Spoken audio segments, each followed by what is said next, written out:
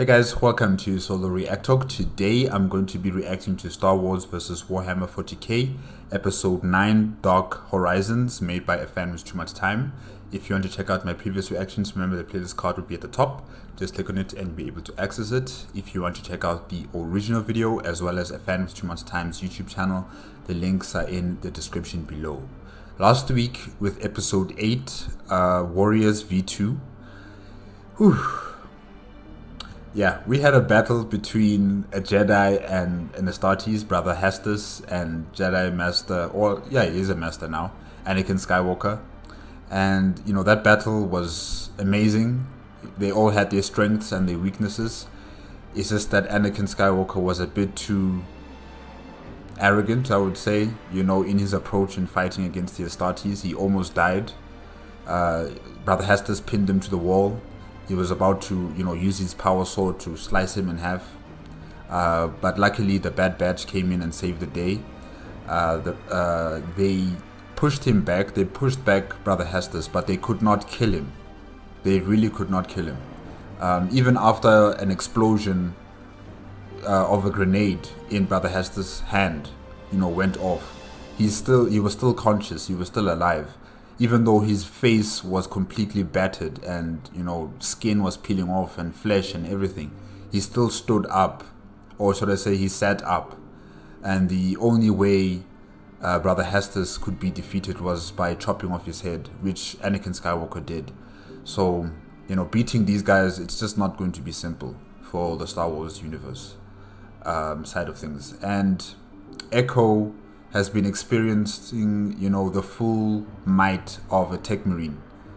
He's been experiencing what it means to be, you know, intruded, interrogated, accessed of information that is personal to him, or you know, information that is vital for the Galactic Republic, anything. Like, he's just been violated. Let's say that. He's been violated.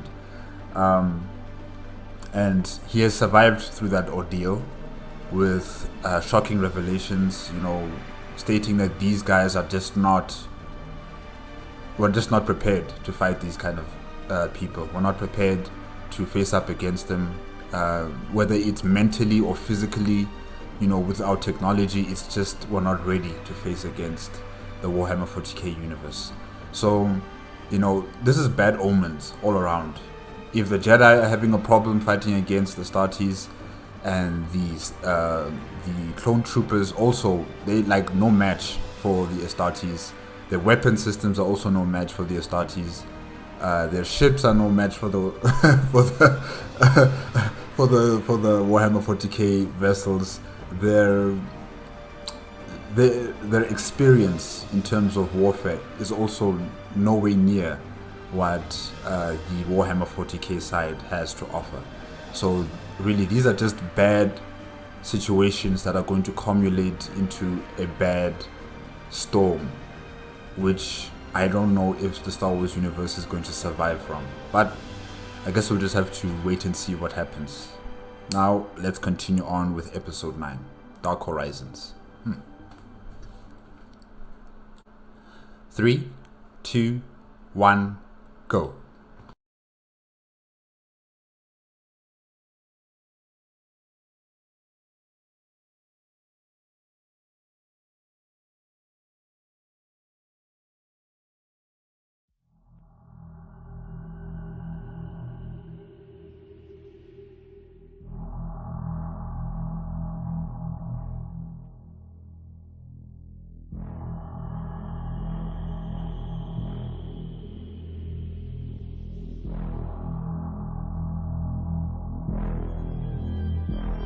One whose path has taken a new turn is often initially disoriented.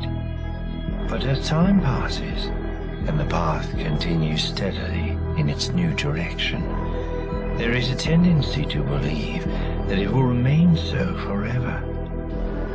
But such a turn does not always mean that the victim has lost, or that the victor has won.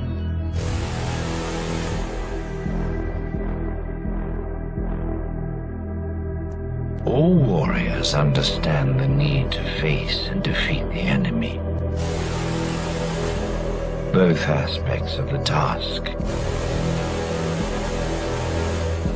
can be challenging. Both can require thought, insight, and planning.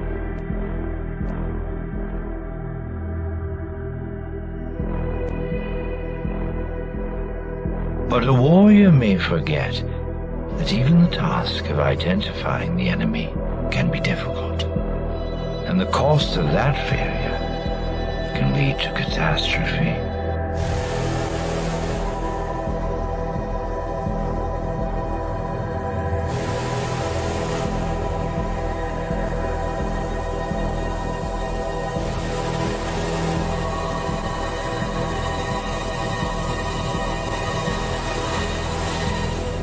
Failures in any of those areas can cost unnecessary time and irreplaceable lives.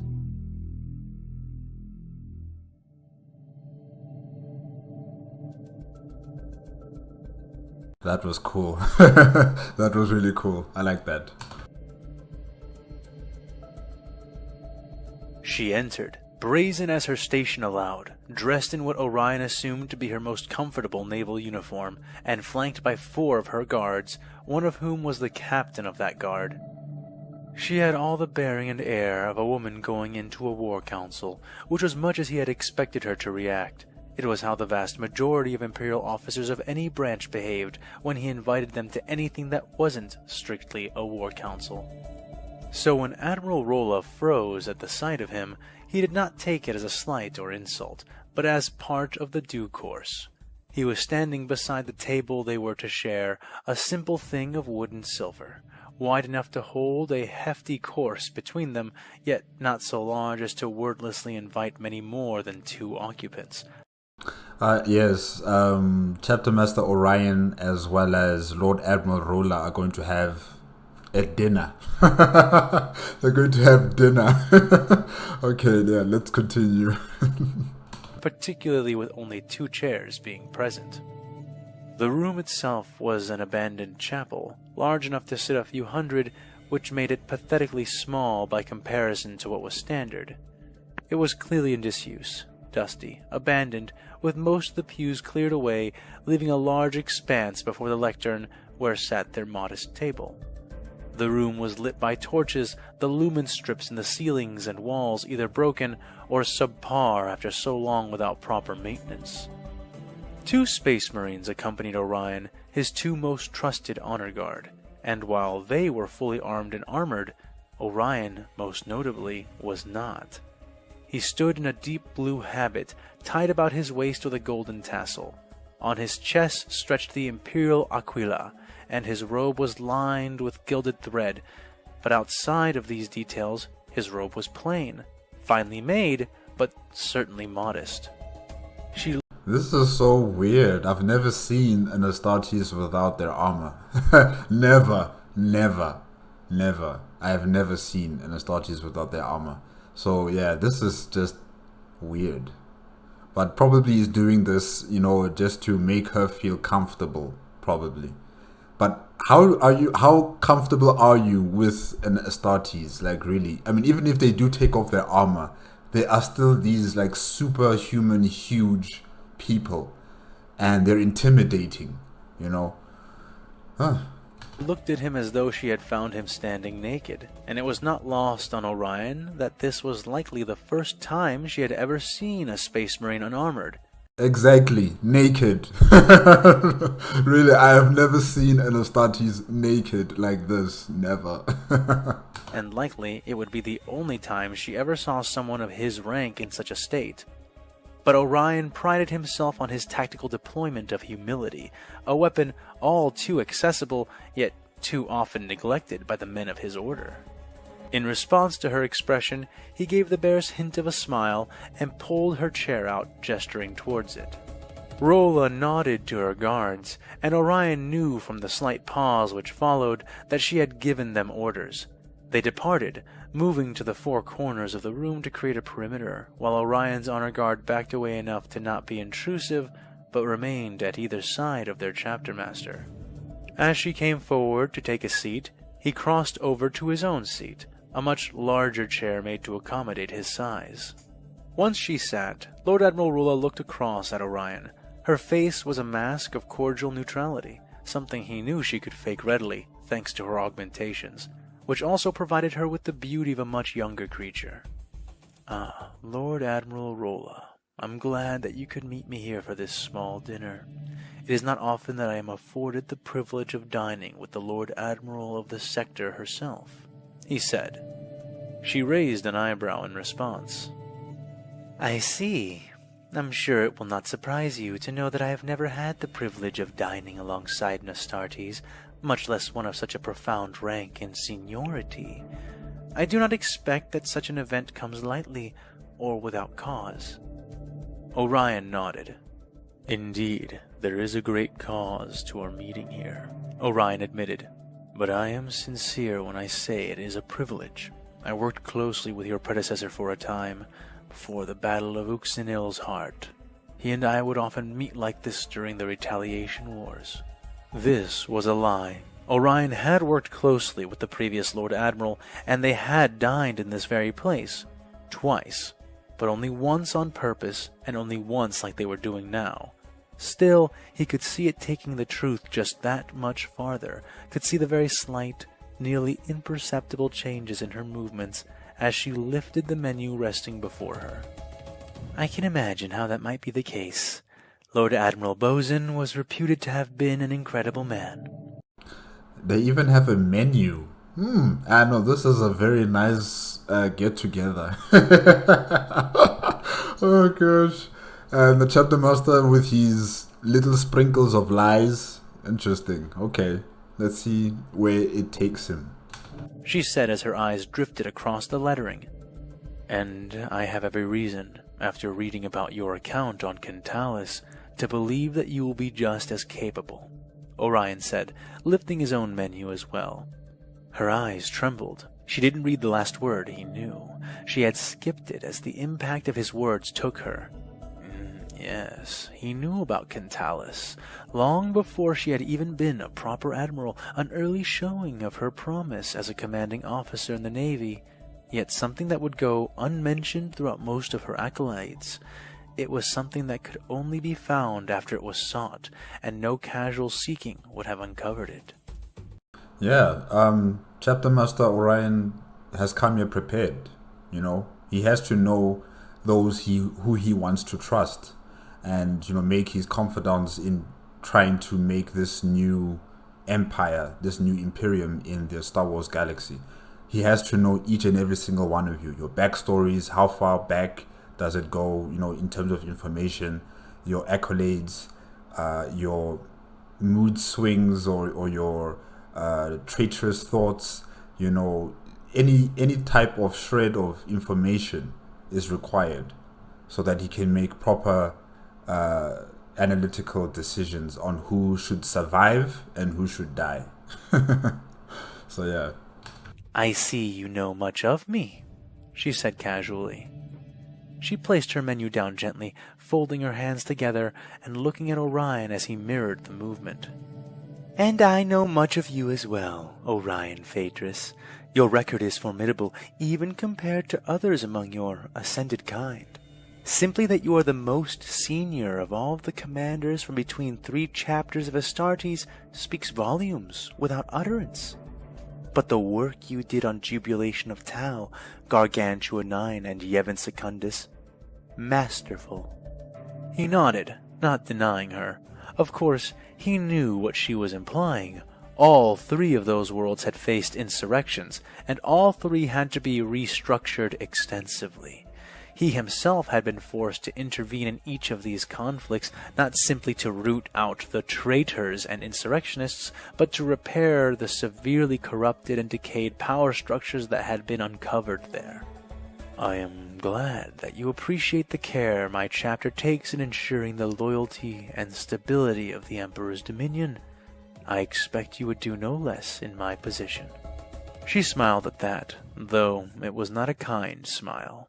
"Of course, we must all do what we can as our duties demand, and yet, forgive me for saying so, but many may consider such duties to fall under the purview of the Inquisition. Others who are less dedicated or daring may even consider it an overreach of your authority. Orion felt his eye desire to twitch, but smothered the impulse.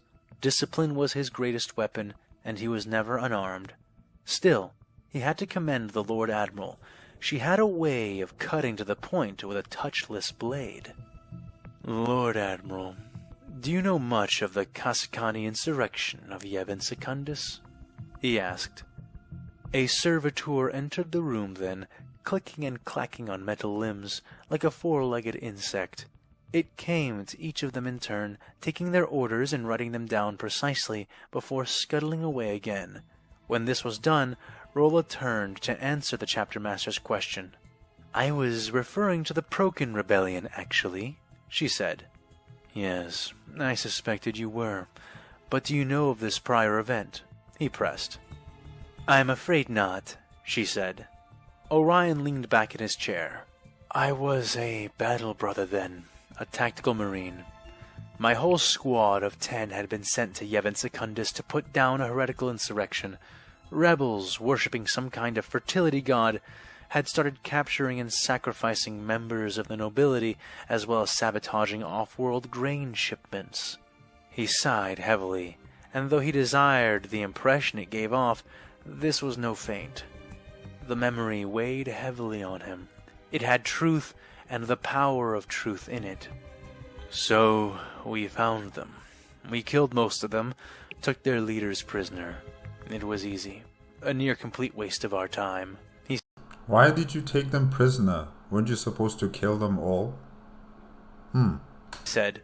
Why capture their leaders? The Lord Admiral asked. Orion smiled a sad smile. It was the real reason we were there. My chapter didn't care if this planet lost a few grain shipments, or if a few haughty nobles were eaten alive on a planet-wide vidcast. The reason my chapter responded was because these heretics, they were killing in the name of a god, a foul, unknown god, and we needed to root it out.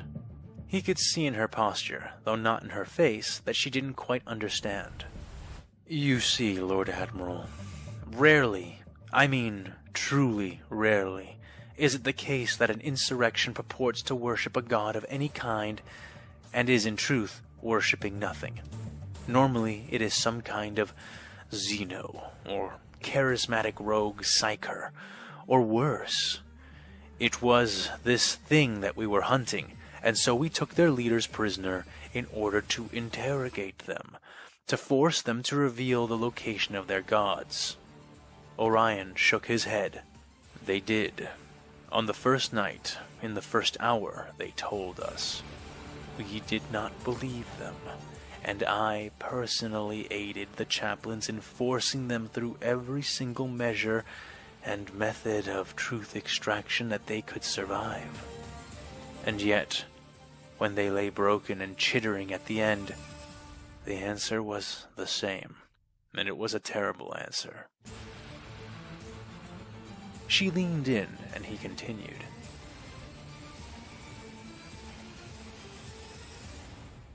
There was no God. They made it up, he said simply. The Lord Admiral blinked. Well, that hardly seems so terrible, she said. Does it? He asked, his voice heavy and serious. Think about it, Lord Admiral, Orion continued. Normally, it takes some kind of alien parasite, or psychic tyrant, or spiritual corruption to taint mankind against the Emperor, to make them renounce his laws, and his will, and their own faith in him, to side with something else. It normally requires a display of power, or a promise of true reward. But when we finished our interrogations, we were left with a mundane but horrendous reality. These men had been hungry and angry. They had watched their children die. They watched their wives waste away and their brothers and sisters pass into the grave pointlessly. But isn't this planet a agricultural world? I mean, they should not be facing starvation. It's a world entirely devoted to agriculture, and the cultivation of the land to produce food. So how is it that they are starving? That means the administration on the planet hasn't been doing their job, clearly.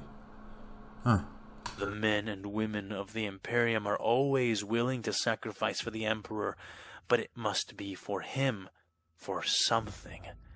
But the High King of Yevon Secundus starved and ruined his people, day by day, year by year, out of sheer negligence and incompetence. So great was the menace of his own administration that he was the source of this profane god. He compelled it into existence, for it was only through the use of this made-up entity that the rebels could fight him. And they fought him rightly. The words were like balls of hard ice being thrown directly into the Admiral's face. How can you say that? Serving the planetary governor is serving the... Yevon Secundus produced nothing, Orion interjected. What it shipped out was always dwarfed by the expense of what it shipped in. The world had once been an agri-world until the High King and his line, drunk on delusions of grandeur, attempted to convert the planet into a hive. He had no plan, barely enough resources to attempt the lunacy of his design. Is that even possible? Turning an agri-world into a hive world? Don't you need sufficient population to do something like that, and material to build the cities, to build the hive cities? I mean, there has to be a cause for the effect, right? There needs to be something that would create, hive cities on the planet. So they don't have the population, they don't have the resources, they don't have the manufacturing importance for them to become a hive world. This High King, definitely he's lost his mind. And no consideration for his existing infrastructure. He destroyed his planet, destroyed his people, and was content to let his whole world choke. 3 half-built hives and a ruined system of grain farms, all he had to show for it, and everything he was willing to settle for. And because of that, the people of his expiring world served nothing but the indulgence of their High King's utter lack of fitness. Rolus and Durin nodded, her movement sympathetic and genuine. So you left the first time, she concluded. Orion laughed. We shot him, he said. We shot him, and his son, and his 2 daughters. Painless deaths. Better than he deserved. Yeah, when they shoot you, they shoot your entire family. Wipe it all clean. It just reminds me of what Chapter Master Orion has been doing in the fleet. While everybody else was battling against the Star Wars universe, he was cleaning house. He was executing, or should I say assassinating, people who he deemed not worthy to survive, or, they need to be removed for something new to come up. So yeah, you're not only shooting you, he's shooting your entire family. So, what exactly is the point of this story? Rolla asked. Orion leaned in this time. The High Queen remarried. Her new husband became the new High King, and his son their successor. When me and my chapter were forced to return during the Procan Rebellion, everything was somehow worse. This time, the fight was not easy. This time, an entire company, 100 of us, not 10, were needed to bring the world back into order. And this time, 3 of my brothers, 3, died on that planet. True anger began to resonate into his voice now, and he didn't attempt to restrain it.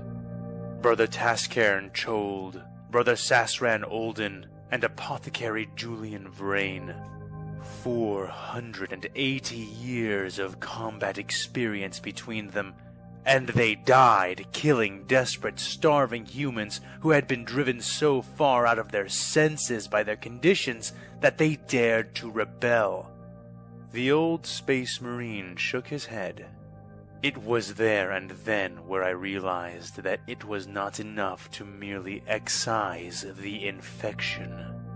The wound needed to be bandaged, rested, and healed. So this time we shot them all, the High King, the High Queen, and their entire family lines.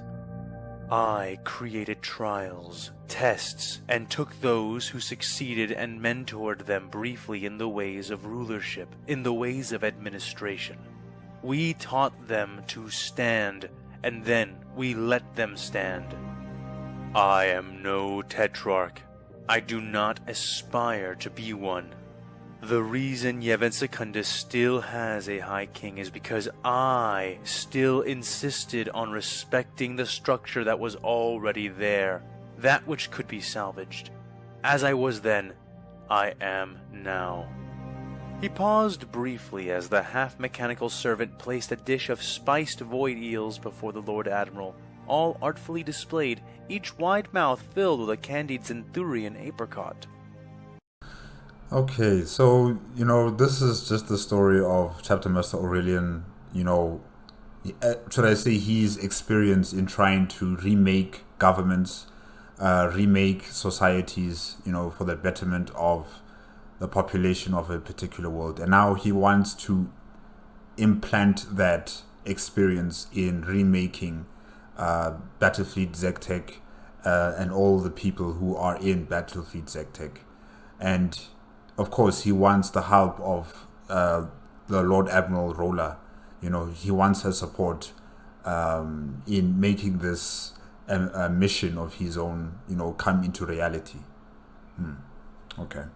He resumed after his own dish. A steaming bowl of something blue and very hot was set down.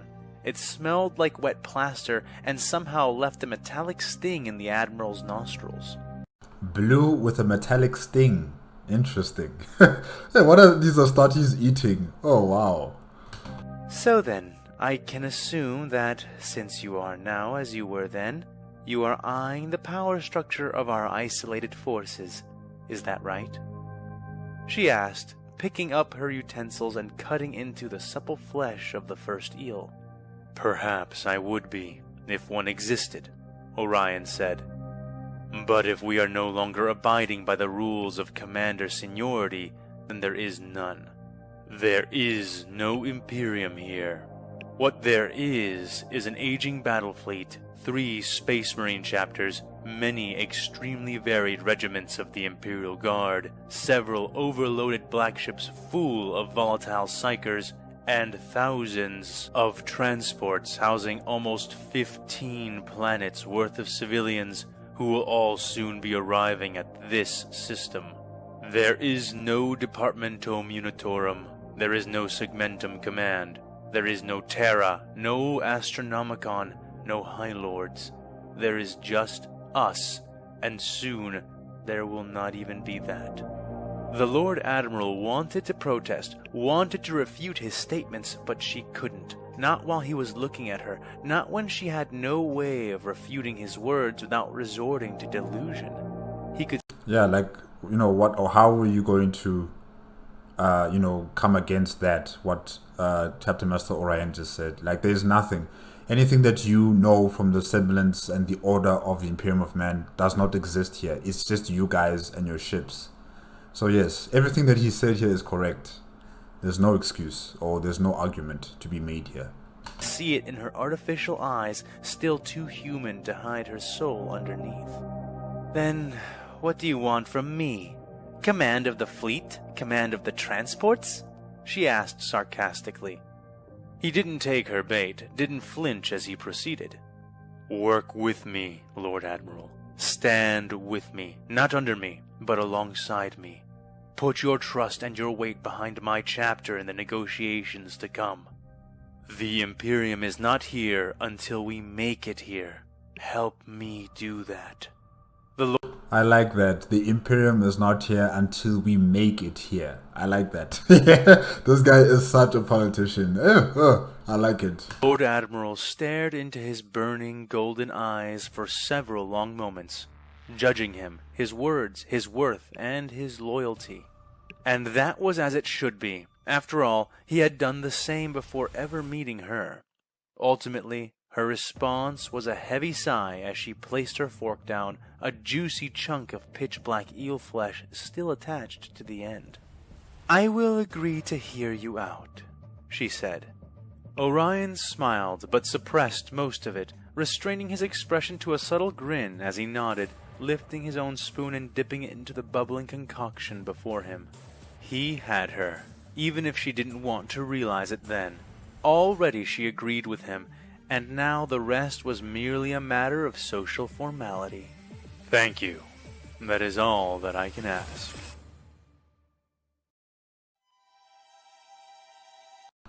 Yeah, I like the discussions between Chapter Master Orion and Lord Admiral Roller. Chapter Master Orion, just setting it out to Lord Admiral Roller that we're no longer in the Imperium of Man. We are on our own in our ships, and we have to start banding together. We have to start working with one vision, one focus, one leadership. We can't be fragmented in this place, because the moment we fragment, the enemies of this galaxy will pick us off one by one. And yeah, I really like how Chapter Master Orion came here with a diplomatic, kind of maneuver, instead of using his military force or intimidation tactics or threats. He just set out, what their reality is, and what kind of possible solutions that they could have without using bloodshed. So yeah, definitely I like how Chapter Master Orion came at this, and I also like how Lord Admiral Roller also realized what the Chapter Master was saying and also understood it, and she has decided to join him and his side of the debate, if I can say that, because there's still going to be other discussions with other structures of the Imperium of Man, the Battlefleet Zektek. So when those discussions have begun, these two will be together, and then the rest, who knows? Either they join forces with Chapter Master Orion or they die. Yeah. The room was simple, circular, its tiled walls and glossy stone floors a perfect model of Rothanian minimalist architecture and design. The only pieces of furniture present within the room were a large white pentagonal holotable at its center and the plethora of comfortable rotating chairs placed around it. Despite them all being in attendance, most of the chairs were empty. There were not many that Anakin, Obi-Wan, and Mace had judged worthy of being considered as competent advisors. First among those few they had recognized was Anakin himself. He sat beside Captain Rex and Echo, the latter of whom had recently been promoted to full commando and was thereby representing Clone Force 99 at this meeting. Directly across from Anakin and the clones was Dr. Sheena, who sat in a levitating mobile chair, her legs still locked within a cast, though she seemed to be otherwise recovering swiftly. Sitting to her right was a straight-backed Captain Spikes, who wore the uniform of a naval officer, having even gone so far as to remove his helmet from the ensemble. To Dr. Sheena's left sat Bucket, who wore his white trooper armor and helm, and slouched like he was facing a court-martial. Bucket? Who's that? I don't remember a Bucket. Okay, welcome, Bucket. Additionally, sitting to Bucket's left was a newcomer. Admiral Wilhelm Tarkin, who had arrived only hours before, looked down his... Tarkin! Oh Moff Tarkin, welcome. Your experience, your expertise are welcome in this meeting that's going to start here. You are most welcome. Yes. yes. His nose at the rest of the room with his one good eye. The man wore a sling, a still bloody bandage obscuring his left eye, and white medical burn patches dotted his chin and neck. He was now a veteran of the retreat at Axum, which was quickly coming to be known by the galactic community as the Blue Massacre. Wow, so he lost his eye during the retreat of Axiom. Oh, okay, wow. I didn't even know he was there, actually. I knew that the Jedis were there. Wendu, Obi-Wan Kenobi, as well as Anakin Skywalker, of course. But everybody else, in terms of the fleet, with Moff. I'm still calling him a Moff, even though it's not the Empire yet. But yes. Oh gosh. Oh my gosh. Okay. Fighting over them, as assessors, were Jedi Masters Mace Windu and Obi-Wan Kenobi. It was their duty to determine what effect this emergency meeting of theirs would have. We know that all of you have a lot of experience to bring to this conversation, and a lot of ideas as to what direction would be most productive, so we'll begin there, said Obi-Wan. Each of you will be given some time to state what you think is the most important issue to address, and why. Rest assured, we will address all of these issues, but it will be up to me, Master Obi-Wan, and the Supreme Chancellor to determine in what order these problems are to be addressed.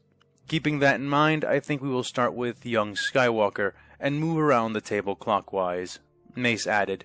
Objections? He asked. None were raised. Good. Then Skywalker, please begin. Anakin stood up from his chair. His face was fierce, but controlled. We lost 27 Jedi, including Master Ki-Adi-Mundi, in the retreat from Axum. Nearly... What? 27? Wow. Guys, no man, that's just too many. All of them were killed in personal combat with these Astartes, General. Thank you, Echo. Astartes. And I know why. I realized it while fighting the one I encountered over Anaxis. They're fast and strong, much faster and stronger physically than any droid or even Sith that we have been made to face. So naturally, when I began fighting him, I treated him as I would a Sith or Jedi combatant. The moment I did that, I began to lose badly. Because they aren't Force sensitives, Obi-Wan said, the revelation mixing awe into his voice as he spoke. Wait, Mace interjected. Do you mean to tell me these Astartes are managing these feats entirely without the aid of the Force? Hard to believe, I know, but we need to start believing it. Start training the remaining Jedi against it. But, okay, yes, they're not Force sensitive, right? But then as soon as you enter into the Star Wars universe, you are also bound by the laws of, the cosmos in this universe. And the Force is part of that universe, right? And the Force penetrates all living beings. It exists and permeates through all living beings. And, Jedi are able to sense that, they're able to manipulate that, and they're able to, control it in their own direction, if I could say that. So yeah, I kind of find that a bit weird that, the Warhammer 40K guys, or should I say Warhammer 40K universe side, the Force doesn't really operate on them like everyone else in the galaxy. Yeah. Okay. These new warriors are not using precognition to guide their strikes, and trying to preempt them that way will only allow them to catch you by surprise again and again until you recognize what you are facing. We need to fight them the way that we fight Magna Guards and Commando Droids, but with a few alterations. There are certain forms that we cannot use against these enemies. Their swords are heavy, and they have more than enough power to move and leverage them with ease. Parries and blocks using Makashi won't compensate well. It could mean instant death. Additionally, the Gemso won't work either. They're faster and stronger than us. We cannot overcome their physical strength and speed consistently, and without that, aggressive forms cannot hold. I think Anakin was cut short as Mace raised his hand. You have made your point, Skywalker, but your time is up. What is your suggestion? Anakin barely restrained a glare, but sighed and continued. What I'm suggesting is that we need to retrain the Jedi Order as a whole to deal with these new enemies. If we don't, then we're just going to continue losing knights. With that, Anakin sat down, and the turn passed over to Captain Rex. Okay, I agree with Anakin with what he's saying here, that maybe the Jedi need to be retrained in how to fight against the Astartes. However, how many Jedi are there in the galaxy so far right now? How many of them are there active? How many of them are in the Jedi Temple?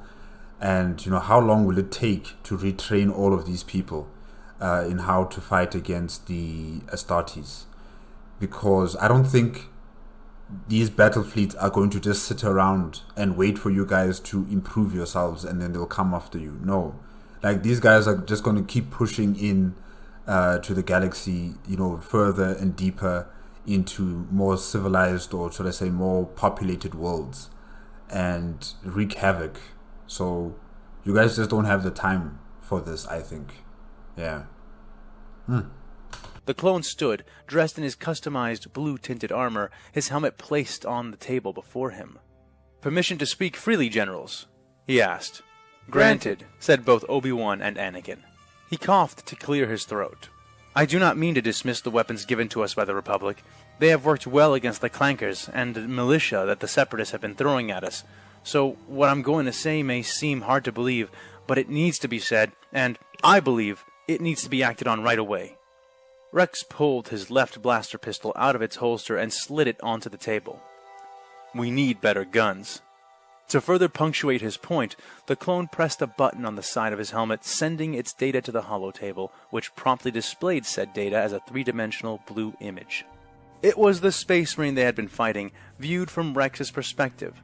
The assembled experts, clones, and Jedi watched as Rex, Tech, Hunter, and then Wrecker, after he had finished reloading, unloaded a torrent of lethal blue bolts into the large yet defiantly nimble form of the Astartes.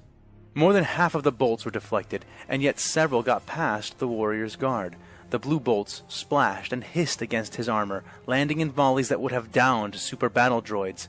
But against the Space Marine, they seemed to do only superficial damage. Then the image changed, displaying an altered HUD as they watched from Crosshair's point of view, the scene a twisting, confusing mess before it halted abruptly with a view of the Astartes' bloody face, which lasted all of a millisecond before Crosshair blew it away. The Marine's eyes popped like grapes. Burning skin flayed off his skull by the high-energy particles of the shot, revealing the resilient bones underneath. The image then fast-forwarded to the moment when the Astartes, little more than a smoldering skull atop armor at this point, sat up. The image froze. I don't know how or why, but energy blasts and ion bolts are not cutting it. Our EMP grenades would likely do very little damage to them as well. These are clearly not droids. We need weapons that can kill these things with a headshot, or better yet, weapons that can penetrate that armor. He pressed the same button on his helmet and disconnected the feed, turning the image off. Yet again, I ask, the same question. How much time do you guys have? How many clone troopers are there across the galaxy? How many factories can build these brand new weapons that you guys require to attack the Astartes, soldiers? How many can be produced? The time is of the essence here. But, it's a good idea. I like it. I like what Rex is saying. I like what Anakin Skywalker is saying. It's just time. We don't have it. We needed them at Pazab. We needed them at Anaxis. And we're going to need them worse and worse the longer we don't have them. So my suggestion is simple. We get them, invent them, buy them. It doesn't matter. But we get them ASAP and get them in the hands of the troops fast. That should be our most immediate concern. "Thank you, Rex," said Obi-Wan, giving him a nod as the clone sat back down. Next was Captain Spikes. He stood up, formal, straight, holding a datapad in his right hand. He pressed something on its surface and a holovid began to play on the table. It was a view of the Freedom, mere seconds before it had been destroyed. It began firing at something out of sight, tilting to angle more turbo lasers at it, but that didn't last long. Like a god's cruel knife, a large outsider ship drove into view, its blade-like prow absorbing the brief spurts of concentrated fire the Freedom had managed to throw at it before plunging into the Venator-class Star Destroyer. The arrowhead form of the Republic cruiser was split down the center, both sides buckling upward around the wedge-like head of the enemy ship. Fire and debris spilled from the struck craft like clouds of stellar gore, stirred and split suddenly when the colossal broadside guns of the enemy ship fired, the hollow view panning back somewhat to show the shots ripping 2 more Venators into pieces. Then the vid ended, and instead a tactical display was put up in its place. It revealed the battle in time-lapse. The enemy ships were represented as red dots of various sizes, and friendly vessels were similar but blue and smaller. As the sterile information displayed a virtual mirror of the carnage they had just seen prior, Captain Spikes began to speak. Our turbo lasers cannot reach the enemy. They lose too much power and travel too slowly over the vacuum to engage at the ranges they are using. Despite that, it appears their ships enjoy engaging in ramming maneuvers. Once in effective range, our weapons do work, but not as well as their armaments. In a straight shootout, they can outlast us. And then there's the issue of size. He tapped his datapad again, displaying one of their ships, a 5-kilometer-long dreadnought. It had gotten itself surrounded by Venators and Class C frigates. They had mauled through its shields, but clearly that wasn't enough. They poured fire into it, but it wasn't dying. The enemy ships can get so large that it becomes hard for captains like me to imagine where to even concentrate fire with a weapon like a turbo laser. Proton torpedoes, concussion missiles, basically anything that explodes, these have been shown to be more effective, and still their payloads aren't packing enough for a decisive victory. He turned off the display, setting the datapad down on the desk. In short, the fleet needs to be rearmed, refitted, and redeployed. How and with what, I cannot pretend to know. As it is now, we will bleed tens of ships for each one of theirs that we can take down, and I might be being generous. This needs to be changed before anything else can get done. The Jedi won't have to fight the Astartes, and neither will the clones, if we can just fight off the relatively few ships they do have. We need— Thank you, Captain. Your recommendation is received. Mace interjected. Okay, yes, Captain Spikes also what he's been, stating that they need to upgrade their vessels. They need far better weapons, far better shielding technology. Yes, I agree wholeheartedly with everything that he's just said. Yet again, I must state, you guys just don't have the time. You don't have the time. I don't know how many shipyards across the galaxy, will be prepared and ready to retrofit, a lot of vessels from the Galactic Republic. And you still have to remember that they're contending with the separatist forces and this civil war that's still occurring. So I just don't know where and how are they going to do this massive restructuring and refitting operation of the entire fleet, of the Republic. So yeah, it's a good suggestion, and I also believe that it should be one of the top things to do first before anything else. I do believe that, if they can get their ships in order and with the capabilities of taking on the Warhammer 40K fleets, then they won't need to have close quarter battles with their Astartes or with anything else that the Warhammer 40K can throw at them. If they're able to take out their ships, they'll be less of a threat than before. Yeah. You just need time. Spikes paused, nodded once, and sat down. Dr. Sheena frowned as all eyes moved on to her. Pass, she said, her voice weary. Come on now, I'm sure you've got some kind of suggestion for us, Obi-Wan prompted. She sighed, straightening in her seat.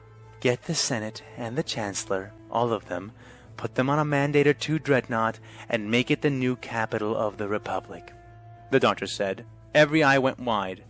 Just like that, Obi-Wan pressed. She sighed again, more heavily, ample brow creasing. Look, I'm just being realistic. The amount of advantages we have over the enemy are finite, extremely finite, but also extremely, extreme. From all the data I have, every single thing I have been able to examine, it seems that their form of FTL travel does not abide or become impeded by mass shadows. I do not know if this is because they can somehow go through them without colliding with them, or because they can maneuver around them while remaining in hyperspace. The point is, they could go from anywhere to anywhere. Maybe this isn't true. Maybe there are other things which divert and impede them that I simply do not know about yet. But if it is true, she said, trailing off, then we won't be able to keep them out of the core. Or off of Coruscant by holding hyperspace lanes, Anakin concluded. Dr. Sheena snapped her fingers. Exactly. Give the angry one a prize. Any moment now they could be departing from the Axum system straight to Coruscant, and we wouldn't be able to stop them, but we would still be able to beat them there. What do you mean? Mace asked. They are slow, Dr. Sheena said. Their FTL technology is much, much slower than even what a cheap commercial hyperdrive can provide. They're unstoppable, but not inescapable. We cannot save Coruscant, but we can save the Republic. By effectively abandoning our traditional seat of power and going into exile, Mace said, his tone suggesting that he was not a fan of the prospect. Dr. Sheena shrugged. I've made my suggestion. Windu nodded and all eyes slid from the doctor to her companion, the clone trooper Bucket. Okay, Dr. Sheena, I'm shocked that you would suggest something like that. Moving the Chancellor and the entire Senate aboard a dreadnought and let it be like the mobile capital of the Galactic Republic. I am surprised that you've suggested something like that. Because... yes, it sounds like a good idea on paper, but in reality, I don't think it's going to work out well. The legitimacy of the Galactic Republic will be brought into question, and you're still contending with the Separatists, and they are going to use this as a political weapon and show it to the rest of the galaxy. You see, the rich and the bourgeoisie and the political class, they are the ones who are enjoying their lives aboard a vessel, and they're leaving you guys all behind to die in the face of an unknown enemy. They'll say that these guys are not worthy to lead the galaxy. These people are not worthy to have the trust of the people because they've run away from this impending deadly force instead of facing up against it. So politically, it's not going to work out well, I think. Militarily, yes, having the head of the snake, being removed and it being safe from any type of situation that might occur on Coruscant, yes, I think it is a very important and strategic move. However, like I said before, socially it's just not going to be viable. I think that should be like a last resort. Like the Senate and the Chancellor should leave the planet only when the Warhammer 40K side have reached Coruscant. As an emergency measure, they'll retreat from the planet. But right now, they should just stay where they are. Just to keep the public in their confidence and have the authority and political authority to continue to govern the Galactic Republic. Yes. So I agree with her, but only like 50%.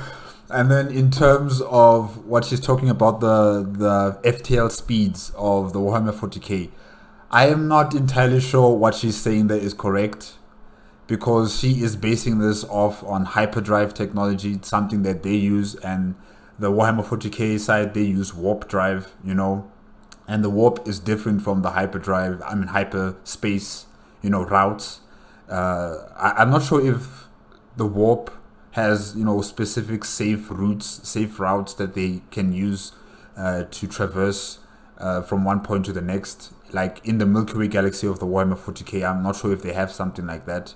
Like hyper lanes. I'm not sure if they use something like that with the warp. But in the Star Wars universe, the warp here is so calm. There are no obstacles to impede them. And I also don't think that the warp in the Star Wars universe is governed by time and space, really. I think with them it just depends. It just depends on how the warp is operating, whether they will reach their destination in 1 hour or 2 days or maybe a week. I don't know. It just depends on the warp itself. But I don't think it's something that we should take seriously from Dr. Sheena in terms of her saying that their FTL capabilities are extremely slow. That is just your own opinion on the matter. You don't really have definitive proof or evidence on how fast their warp FTL speeds go in your galaxy. So yeah, that is just up in the air there. I'm not really convinced with it yet. I think I'll pass. I'm not really here because I'm a good advice, he started to say. Oh, no, you don't. They made me be constructive, so you better say something, or I'll never let you off this assignment. Dr. Sheena snapped. The clone groaned loudly, putting his helmed head in his hands before standing. Okay, so I'm CT-7226, but my friends call me Bucket because I once got my head stuck in my helmet for almost 2 months and he said, trailing off for a moment as all watched on. Well, anyway, story for another time, I guess. I didn't really fight them. None boarded our ship, and I'm a trooper, not a pilot or bridge crew. But I do know this. We were headless for a good while there. Some commanders, like Captain Spikes, took control right away, but a lot of us were sort of left floundering. I don't know if that helps, but I feel like we would have done way more damage if any of us had known what we were doing. Exactly, said Tarkin, standing up and speaking for the first time. Bucket, you are 100% correct. I think the rest of the galaxy needs to know what's going on as soon as possible. After this meeting, they need to relay all information, all data available to all the fleets across the galaxy, notify all military commanders, generals, Jedi, everybody. They need to know what's going on. This can't be kept as a secret anymore. It can't be something that's confidential, only meant for the people in this room and the Chancellor. No, it must be known by everybody in the military apparatus of the Galactic Republic. And also the Senate needs to know about this as soon as possible. So yeah, I agree with him. Bucket gratefully sat back down as Tarkin continued. We've all seen the reports. We've all seen how first contact with these hostile outsiders was carried out, and that is to say, abysmally. And while I mean no disrespect to those assembled here, I feel compelled to go further. Tarkin turned to face Anakin then. You did perhaps the best in this example. You and your team managed to shut down the droid army, recovering intelligence along the way, and managed to self-extract despite unforeseen complications. But you did not retrieve the enemy's body, nor his weapon for examination. You did not take him captive when he was all but disabled. Anakin frowned, but Tarkin did not entertain his glare. He has a point. He has a point. He has a point. Moving now to look at Mace Windu and Obi-Wan. And you two were in charge of the forces defending Anaxis. You chose to retreat in place of contending the ground. Retreat from Anaxis, the site of the most prestigious war college in the Republic, as well as the site of the Azerite shipyards, which were being used to resupply and construct our reserve fleets. All of this despite the enemy not even physically being there to contest the area. These outsiders had control of a planet-cracking bomb, Obi-Wan protested. What would you have done? Remained and risked losing the war for the Republic? Tarkin shook his head and sighed. It did not even occur to you, because of where your minds are, or rather, where they aren't. The tactical thing to do would have been to retreat 85% of ground forces to high orbit. The 15% who remained would be tasked with holding the production facilities. The enemy would not have destroyed all of Anaxis and its production resources to defeat that number. They would have gone down and engaged our forces on the ground.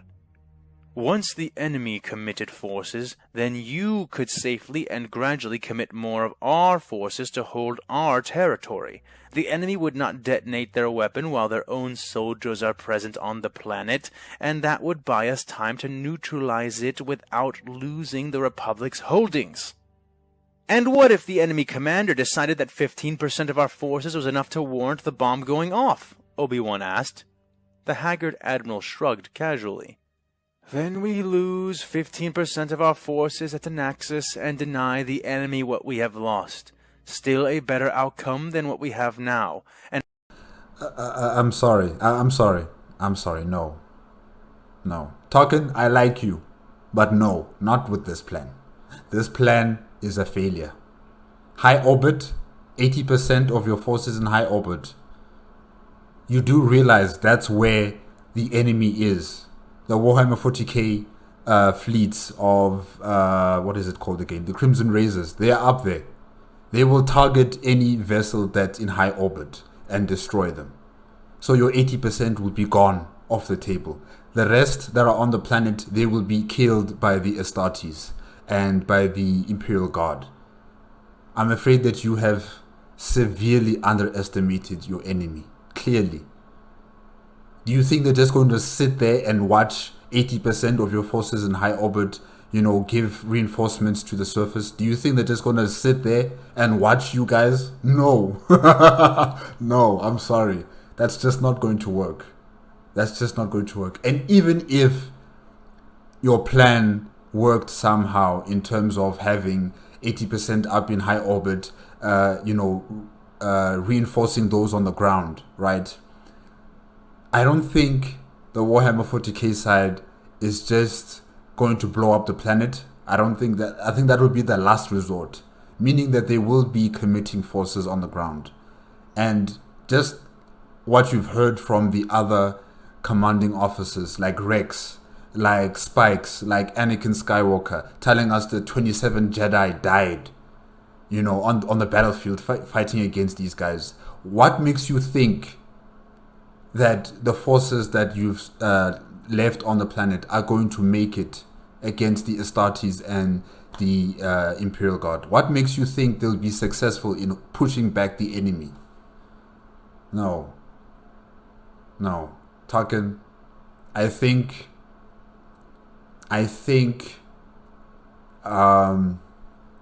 your distrust for the Jedi, your emotional, or should I say your personal distaste for the Jedi, is clouding your own judgment on this. This is a mistake. Retreat was the only option available. Retreat or die. Yeah. as if to prove my point, I myself have just come from an utter disaster of a defense that your now deceased colleague, Jedi Master Ki-Adi-Mundi, orchestrated. Pazab, Anaxis, and now Axum, we will continue to lose worlds if we do not finally address, once and for all, the wrath in the room, Tarkin asserted. And what wrath is that precisely? Mace Windu asked. That the Jedi Knights and the Jedi Order as a whole are not suited to the task of leading this war. You are not trained for it, you are not ideologically predisposed to it, and despite the experience you have all gained in these past 4 years, you are not mentally prepared for the realities of command. I like you, Tarkin, but this is not it. This is not it. My guy, no. I'm sorry, this is just not it. Okay, wait, guys, let me just switch on the light. It's getting dark in here. Okay. Let's continue. Mace Windu waved his hand dismissively. These sound like concerns you should address to the Supreme Chancellor, he said. As you well know, I have, multiple times. The Supreme Chancellor seems to be quite convinced of your competence, despite the evidence. So, as much as I would prefer this be handled by the Chancellor's better judgment, I am forced to rely on your judgment instead. Obi-Wan leaned in, fingers folding. So just what are you proposing, Admiral? Tarkin looked around for a moment, imperious, straight as a blade, and just as humorless.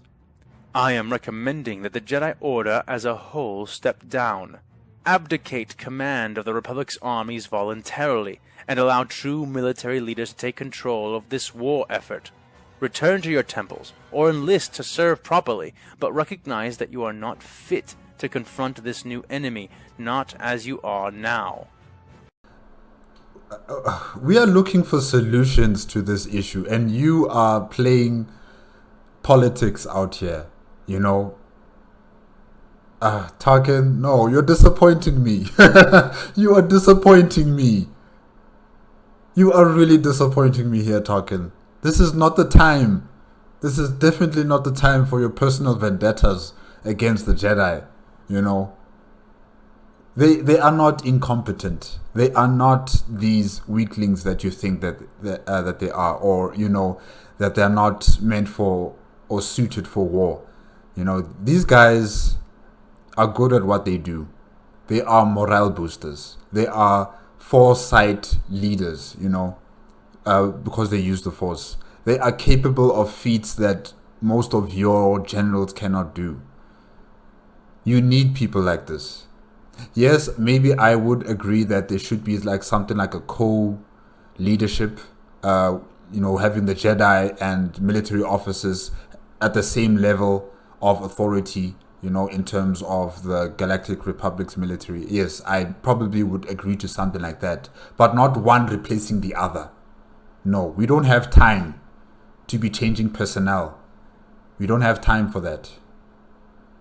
What you have right now, you're just going to have to use it. You're just going to have to adapt with it and face against your enemy. Yeah. There's more important things to deal with than changing the leadership structures of the military. I'm sorry. Tarkin, take a seat.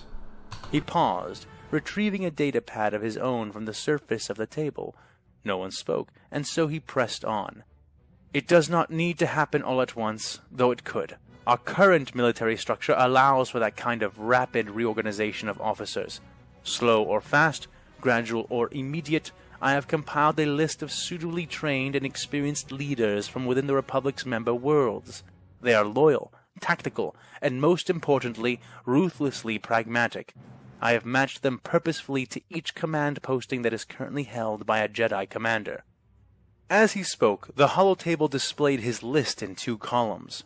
In the right one, names, birth dates, achievements, and current ranks. In the left, faces to match each profile, showing a myriad of species, organizations, and ages. We already know we're going to need to make sweeping changes to contend with this newest threat. If those changes do not begin at the top, then we have little hope of correcting this course before it leads to our eventual defeat and the collapse of all order in the galaxy, Tarkin said. When he finished, he sat back down, not waiting to be acknowledged or dismissed by the Jedi. A silence began then that lasted for many uncomfortable seconds before it was broken by an even more uncomfortable statement. "You're all wrong." Echo stood then and began to speak. "With all due respect, none of this is what we should be focusing on now," he asserted. "Training the Jedi to fight the Astartes, rearming the troops, rearming the fleets, all of that will take time. Too much time. Even if we had all the weapons ready, the refits waiting to be applied, a perfect new lightsaber form to counteract the way they fight, even then it would all still take weeks or months to deploy it." Echo shook his head sadly. "And we just don't have time. Replacing the Jedi won't make that any different, and the last thing we need right now is to scramble our command structure. Reordering while trying to fight off being eaten alive just doesn't make a lot of sense to me. The only suggestion I can really say that I agree with is the doctor's suggestion. At least hers can be implemented right now." "But what are you yourself suggesting?" Mace asked. Echo paused to think. "I think we need help. We need to contact the Separatists. We need to work something out. A ceasefire or temporary alliance. Something that will at least stop us from fighting a war on 2 fronts. But the best case would be if we could combine our forces against them." I remember when AFanWithTooMuchTime was discussing about, you know, how his narrative, how he wants to, you know, make his narrative exciting and a storyline basis and, you know, having interesting points to it. And this was last week with Warrior V2. And I was also, you know, discussing, saying that, you know, it would be too soon for the Galactic Republic and the Separatists to join forces against the common enemy. You know, I was saying that, you know, these two forces, they're still going to oppose each other, while the Warhammer 40K universe, just cuts right through between them and causes havoc on both sides. Only when the situation becomes unobtainable and desperate, that's when they will join forces as one to face against a common enemy. That's what I was thinking. But it seems that AFanWithTooMuchTime is bringing this up to the fore right now, in terms of Echo making this kind of suggestion.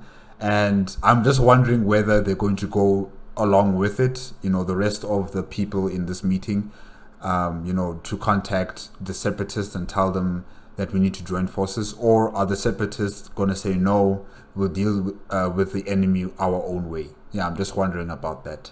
But yeah, this is interesting. This is very interesting. I did not expect something like this to happen now.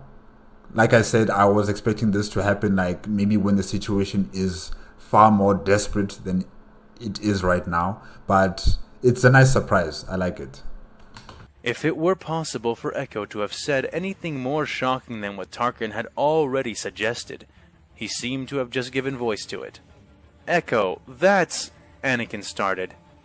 Look, I know what I look like. I'm basically standing here half-droid myself, Echo shouted. I know that some of you wonder if you can trust me because of all this, he said, gesturing at himself. But please, believe me when I tell you this. I hate droids. I hate being part droid. I've been fighting clankers my entire life, and them stringing me up like a puppet hasn't lessened any of those feelings. But I feel something even more strongly now. Echo reached forward to the base of the holotable's projector, plugging his augmented arm into the interface. I'm afraid, he said, as some of the images he had been forced to see were fed into the display. Scenes depicting otherworldly monsters began to slide by, one after another. Some were among a swarm of their kin, blood-stained talons and claws forming a veritable bestial ocean before their eyes. Others were singular, standing atop hideous altars, viscera and corpses draping them like raiments of rulership. 12 images total. What are we looking at, Echo? Anakin asked, though he found his eyes couldn't look away. This was part of the information I was able to slip out of Brother Taslian when Tech was breaking me out of the Separatist computers. As far as I can tell, they are image captures from his helmet. They were technically deleted, but the data hadn't been overwritten yet. I've sorted through it and cleaned them up a bit, but what you're seeing, it's what they see. It's what they fight. Echo shook his head, the movement unnervingly despondent. I also got other things. Communication snips, some random statistics on some of the equipment that this man had equipped before. Like these images, you guys cannot appreciate them. the people in the meeting, they cannot appreciate what they are looking at right now. All these Xeno species, the Orcs, the Tau, the Necrons, the Tyranids, and then you have the Warp Chaos Demons and their Chaos Marines. All of these things that the Warhammer 40K universe has to be fighting against, or should I say the Imperium of Man have to be fighting against. You guys cannot appreciate the madness, the insanity, the gut-wrenching fear of these monsters, that they have to continuously be fighting against. Yeah. You guys just don't know. You don't know. You don't know. You don't know anything. Generals, I'm afraid because none of the data I can understand tells me anything good. And because, while I was grabbing anything I could from the less protected parts of his system, he was doing the same thing to me, but better, more directly. He knows where Coruscant is. He knows what the Republic is. He knows that we are at war. He knows that we are led by the Jedi, that they can use the Force. Yes, Echo, that was in your report, Mace said sternly. Echo nodded stiffly but straightened, not sitting down. Then... They know where Coruscant is? They wouldn't dare. They wouldn't. It's too early. No, they wouldn't. They wouldn't. No. I found with too much time. No, it's too early. It's too early. We're not ready. Okay, yeah, Dr. Sheena's plan might have to come in. It might have to come into play. Oh my gosh. Echo, how could you allow them to have such vital information? But you know what? It's not your fault, man. It's not your fault. But damn. They know where Coruscant is. Respectfully, General, you need to realize that the second their fleet... At that moment, Echo was interrupted again, but not by Mace Windu. The door into the smooth room suddenly swung open, a disheveled Rothonian man entering. Generals! His voice was trembling, the stoic composure of his culture breached by whatever information he needed to relay. The outsider fleet has just arrived in the Arcanus sector. Everyone jolted at that. How is that possible? I wasn't even aware the outsiders had left the Axum system, Rex said. It's not that fleet, sir. It's the first fleet. The second fleet... That cannot be possible either. What system? Dr. Sheena almost yelled. The aide stuttered for a moment before managing an answer.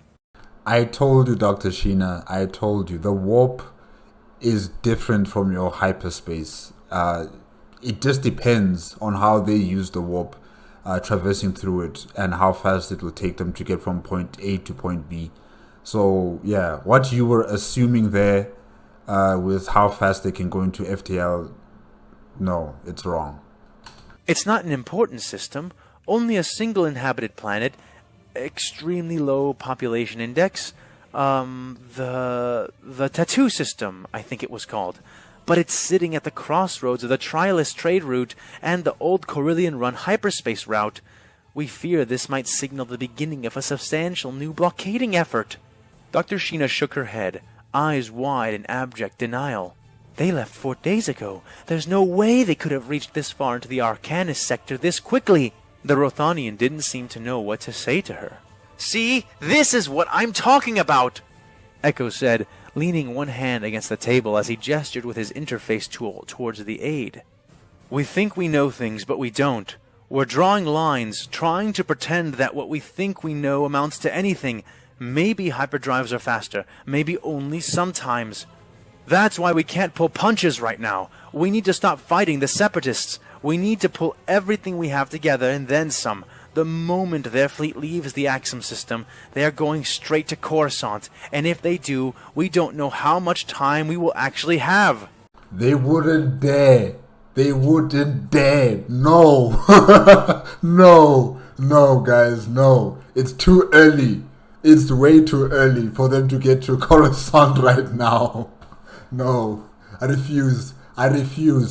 Okay? I find it too much time. I refuse. They cannot. No.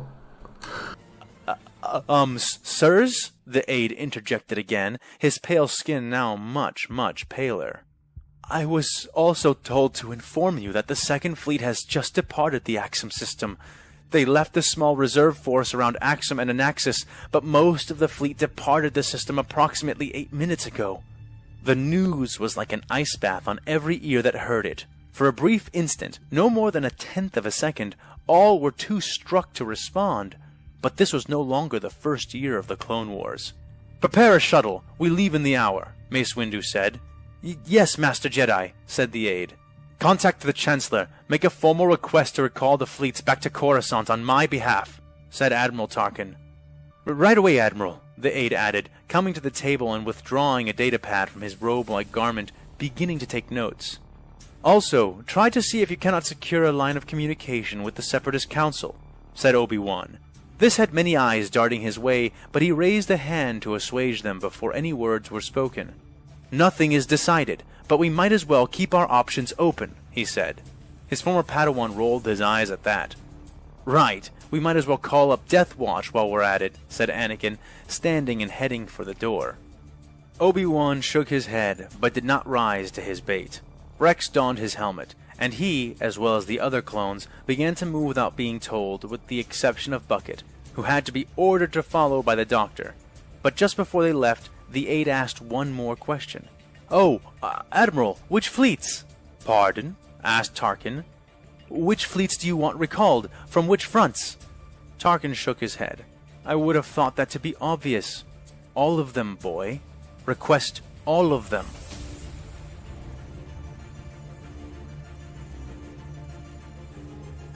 Guys, they wouldn't dare. They wouldn't dare. They wouldn't. Not now.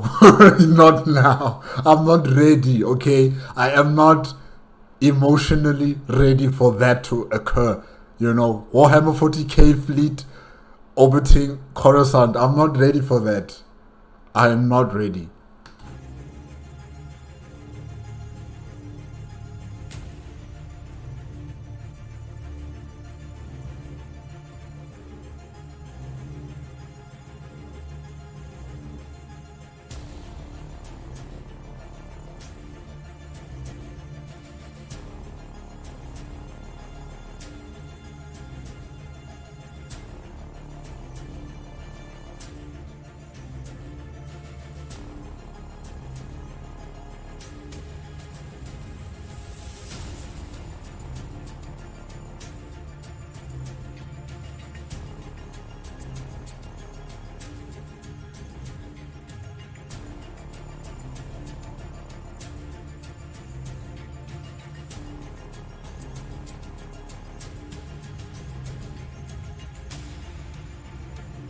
Okay, I think he's going to start talking now. AFanWithTooMuchTime, because it's still around 10 minutes left. And yeah, I just want to discuss about this episode before we hear what AFanWithTooMuchTime has to say. Yeah, this episode was good. We got to see Lord Admiral Roller as well as Chapter Master Orion, their discussions on the future ahead for the Battlefleet Zectec, and how they're going to restructure the leadership and making a new Imperium in the Star Wars universe. So yeah, their discussion was quite interesting to listen to.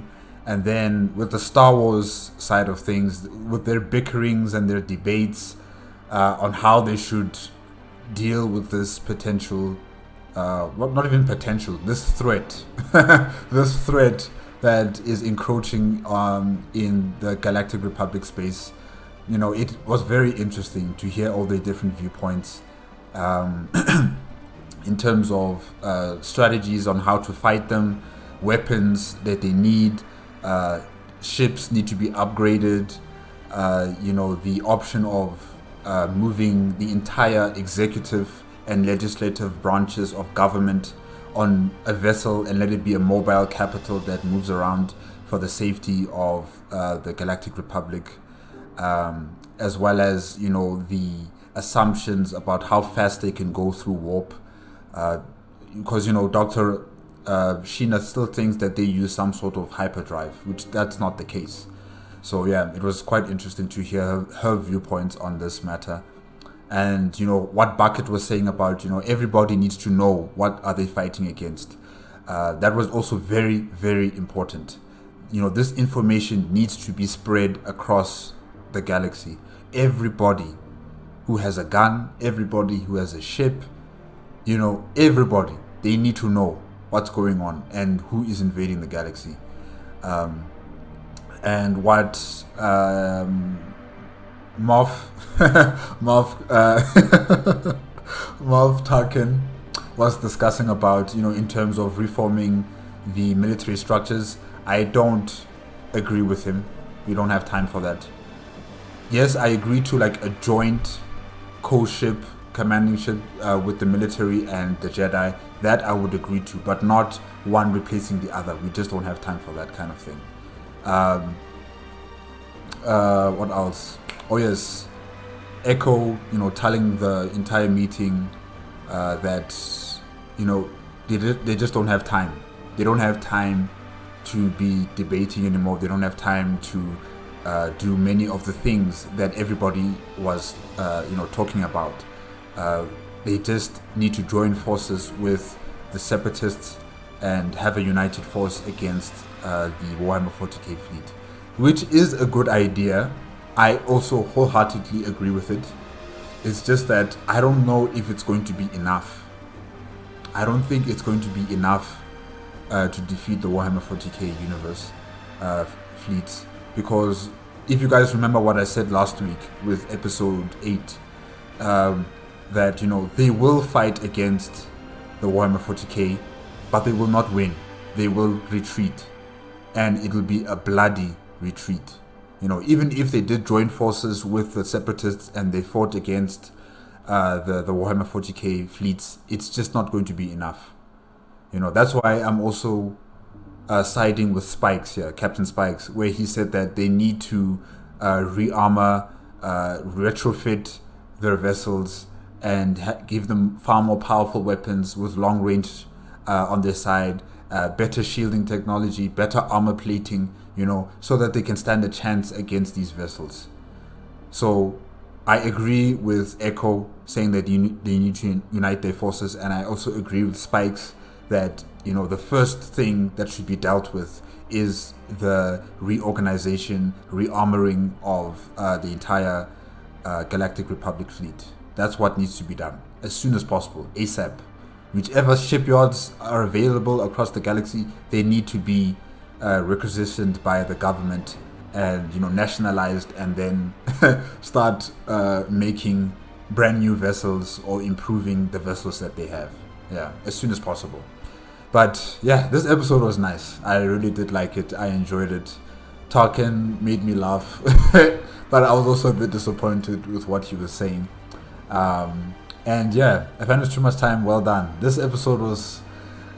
Can I say it's better than episode 8? No.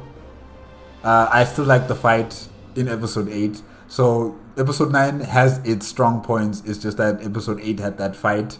With this one, it has the brainstorming and people debating on how they should deal with the matter, which I like as well. I really, really do like it. So yeah, they're equal. They're equal right now.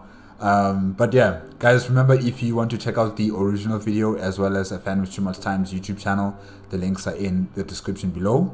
If you like my reaction, please give me a like, comment, and subscribe to my channel. Click on the notification bell if you want to be up to date with my latest videos. And let's continue with AFanWithTooMuchTime's talk. Yeah, talk with the viewers. Hey there, loyal listeners. This is AFanWithTooMuchTime, and here I am at the end of this video to try to give you a little bit of quick elucidation, just like last time. So, in this video, in this little unscripted spiel I have for you, I wanted to just let you know about the circumstances that actually led to the Imperial forces here in this galaxy getting sent over to the Star Wars galaxy. So, as the more attentive readers among you may have already noticed, there's a Tyranid invasion. They are evacuating worlds. They were originally going to fight them, but Gulliman called them back. So what is all that about? What's going on? Why did so many Marines get called to fight a Tyranid tendril? Yeah, I'll just explain that to you right here in short order. So, first things first, to the criticism that 3+ Space Marine chapters, really almost 4, when you count the squads that were sent from other supporting chapters that weren't even part of the Zectic sector but heard the call. And then plus all of those regiments of the Imperial Guard, just an enormous amount, and then the entire sector battle fleet is here. Woo-wee! Those Tyranids are totally boned, right? Well, let's not sell the Tyranids short. Every single time a new Hive tendril enters the galaxy, you're basically rolling dice, increasingly bad dice, by the way, like dice with an increasingly bad modifier, that you're going to get not a scouting tendril or a vanguard tendril, but like a real, like actual proper galactic tentacle dick tendril that is going to totally destroy the galaxy or just screw its way through it. Because when we look at what the lore has hinted to us, or sometimes just flat told us, like super explicitly, the Tyranid biomass makes up more than the actual physical mass of our galaxy, to the point that the galaxy may begin to destabilize and fall apart as... Huh? What? Their mass is far greater than the entire galaxy? No, guys. What? Then That's insane. That's insane. I mean, with that kind of mass, that kind of gravity, it could literally obliterate an entire galaxy. Right? Like, it could destabilize the form or the structure of a galaxy. Stars would start flying across the universe, you know, as they're being pulled apart by the gravitational force of this large super organism, you know? That's crazy. The gravity of the Tyranid mass approaches from all sides. I mean, who knows? This may even be the reason why the Tyranid hive fleets move in this dispersed fashion instead of moving in just a giant cohesive ball, simply because they end up destroying everything by their own gravitational force if they move in a ball, and thus they can't absorb it and maybe even destroy themselves accidentally. So that's an interesting way of talking about that, I guess. But the whole point is just that, to the criticism that that's just too many Imperial forces, you can never really say that when it comes to the Tyranids. Not if... Okay. I just thought about something right now.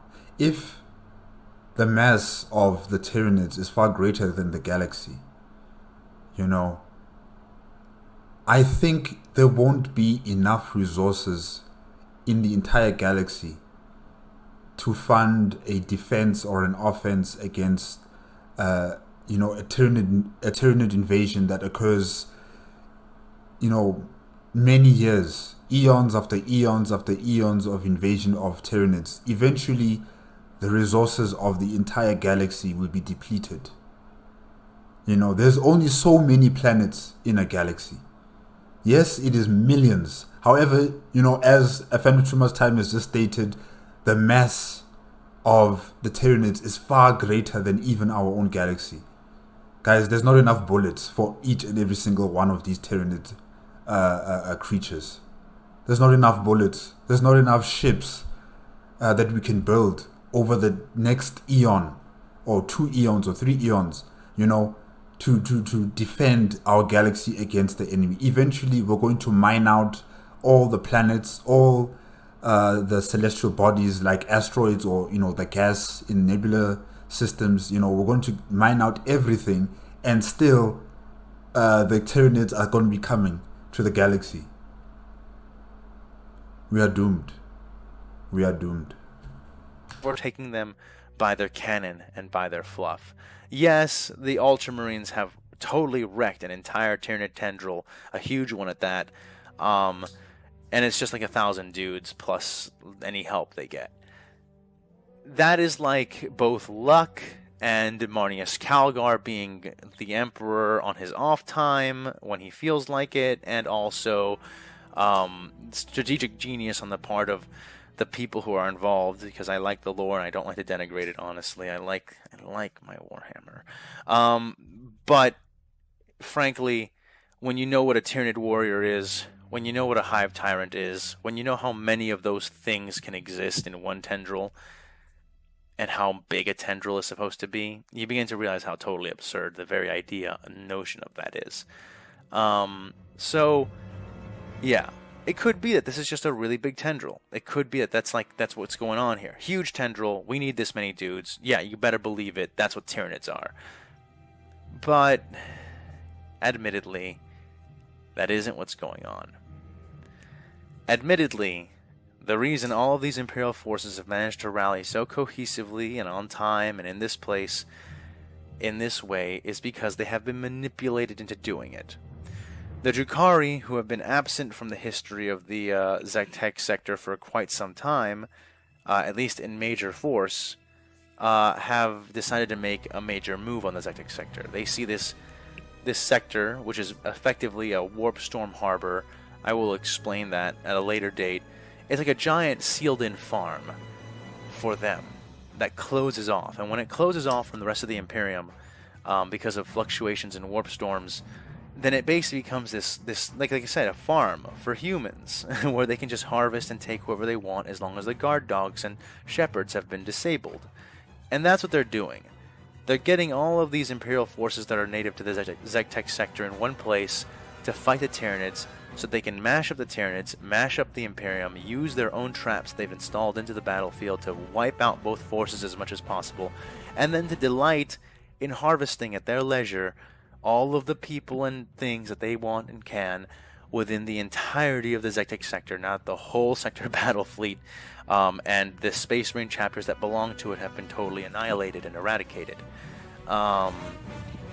So that's kind of what you're actually seeing there. And you might say, okay, so what happened? Why didn't that happen? Well, Roboute Guilliman is a genius. He's a Primarch. It's difficult to put into terms how much better at think he is than anybody else. And he looked at this, and he saw how unusual it is for this kind of coordination, how things would have had to be planned out, how this would require a very, very, very precise intellect, one that maybe could even begin to rival that of a Primarch, and he'd see the hand of the Eldar in it. And he would realize that they don't mean anything good by this. This is definitely bad. This is probably Dark Eldar. We all know how much they like slaves and stuff. Just because big titty Eldar girlfriends are now Codex approved does not mean that Dark Eldar aren't still into some obscenely, unspeakably kinky shit. And so he would be like, yeah, well, leave my Marines out of it. I'm recalling everybody back for the Indominus Crusade anyway. Kill two birds with one stone. And as for leaving the Zectek sector at the mercy of these Drukhari or Tyranids, the Zectek sector does not produce anything. It is, and I will go into this when I speak about the Zectek sector itself, but it is most of the time sealed off by warp storms from the rest of the Imperium, and when it is actually in contact with the Imperium, it's very rarely that it can actually yield a proper tithe because of how debilitated the sector is. Again, all of this I will go into when I talk about the sector proper. So when Gulliman, if you read his books, especially the ones from his perspective and around him, especially the ones about him planning the Indominus Crusade and recalling forces, the books go out of their way to demonstrate to you how he makes these heart-rending, heartbreaking decisions to recall forces back to Terra that are defending worlds that would otherwise have been saved but simply aren't worth the cost of saving them, that he had to make these decisions. The entire Zectek sector is one of these sacrifices. Mankind is on the brink of loss. One sector, especially one as inconsequential as the Zectek sector, cannot take priority no matter how many lives it represents when it's weighed against the entirety of the rest of the Imperium. I wouldn't want to be in his shoes. Roboute. Wow. Potentially. No Marine can be spared. No force can simply be allowed to be thrown away. Everything must make an attempt to be recalled. And Gulliman fully knows that many of these forces will be destroyed in their attempt to be recalled. And that's part of the reason why he needs to recall them all. At least all the ones that would fit the bill. So, you know, that's kind of... So what ends up happening is that Roboute Guilliman sees that that this is a trap, calls his sons back. They try to come back. The harbor closes, and again, more will be explained later. And they try to get back to their Primarch by going through the thinnest wall of these these warp storms that are enveloping them. And this is how we end up at where we are now. So the reason that we have this enormous Imperial force gathered within the sector is because the Drukhari are preparing for a kill-all scenario. The reason why Roboute Guilliman calls them back is because he's able to see it from his perspective, given access to all the records that he has. And the reason why the Space Marines and everybody else try to breach this wall of the Cicatrix Maledictum instead of turn around and fight the Tyranids is because they're laden with all these civilians. They've burned down and destroyed their planets to prevent the Tyranids from being able to eat them, thereby destroying their own fortifications. Space Marines are always better, despite their name, when they can actually fight you like in person, not just through spaceships. So they, especially Tyranids, I mean, boarding a Tyranid ship is terribly, horribly, horrible in every way you can imagine.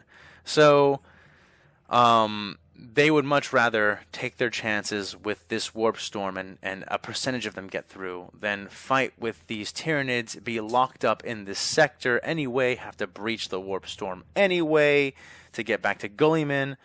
And I don't know why is it that some people also, they just pronounce Gilliman's name like Gulliman or Girlyman or it's just funny. Guys, it's Roburte Gilliman. That's how I say it.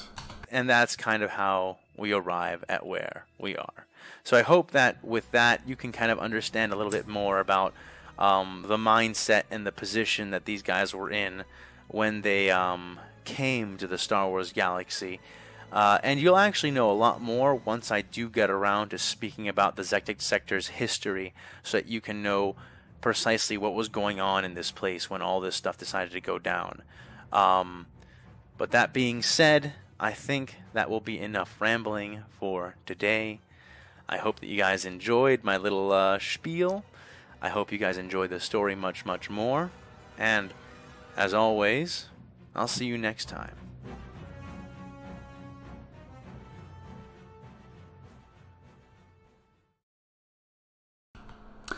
Okay guys, that's it with Star Wars vs. Warhammer 40K Episode 9, Dark Horizons by AFanWithTooMuchTime.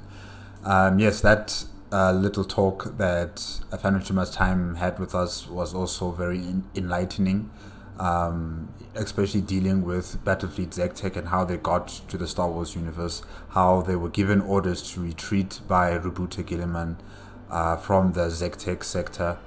And they got lost in a warp storm that transported them into a different universe, into the Star Wars universe, and how the Dark Elder farm for game or farm for human beings to be used in their sadistic torture rooms, and how they entertain themselves with the deaths of other people. Yeah, it's quite interesting how this sector has been plagued by this situation, and the only forces who were designated to defend the sector have now been told that they should retreat back to Terra, because Terra is more important. It's important to the survival of the Imperium of Man, and the sector itself, Zektik, is just not valuable enough. They don't produce enough, and Roburte Gilliman had to make a calculated decision. It wasn't an easy decision. Like I said, I wouldn't, envy his job. Definitely I wouldn't envy his job. But he made the hard decisions, and yeah, it's just unlucky that this fleet, this battle fleet, has been hurtled into a different universe, and now they have to deal with this galaxy with its Xeno sympathizers and humans who are not witches. Yeah. They have to deal with humans who are witches, Xenos who that are prominent in this galaxy, and yeah, they just want to go home, and now they've realized that they can't go home, so they will make a new home in the Star Wars galaxy. And yeah, it's just unlucky for them. Okay guys, that's it. Remember, if you want to check out the original video as well as AFanWithTooMuchTime's YouTube channel, the links are in the description below. And if you like my reaction, please give me a like, comment and subscribe to my channel. Click on the notification bell if you want to be up to date with my latest videos, and I will see you guys next week Thursday. Oh, episode 10. Hey, I cannot wait. Okay, bye bye.